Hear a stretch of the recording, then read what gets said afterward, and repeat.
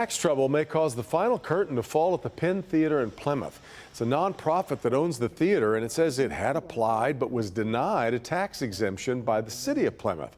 People who run the theater called on the community to attend tonight's meeting. Pamela Osborne shows us they turned out in full force. This theater really is a cornerstone here in downtown Plymouth, so it probably wouldn't surprise you to hear that hundreds of people were at Tuesday night's meeting to learn more about the fate of the theater and also what they may be able to do to help save it.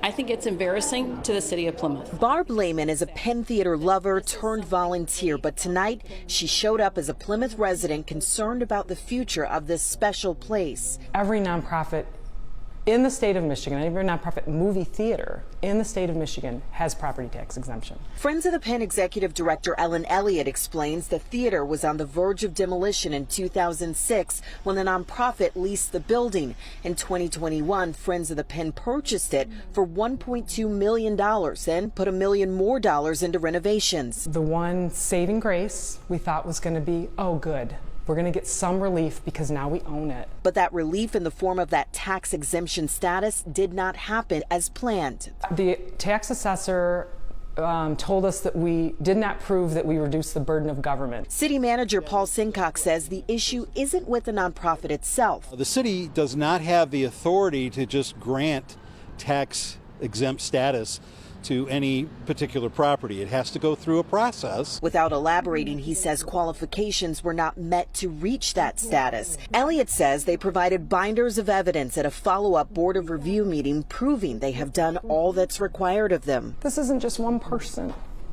This is the whole community that comes together to make this work. And for our city to say there's nothing we can do about it, it's wrong. It is so wrong. $25,000, that's how much the tax bill is that we are talking about here. It's money that could be used for a variety of other things. And with that bill, the theater says it maybe has 5 to 7 years left of operation if they have to continue to pay that. The city manager did tell me, although he couldn't comment specifically on the Penn Theater pending that litigation, that regardless of what that result is, the city will work with the theater to ensure that it stays here downtown. Reporting in Plymouth, I'm Pamela Osborne, Local 4.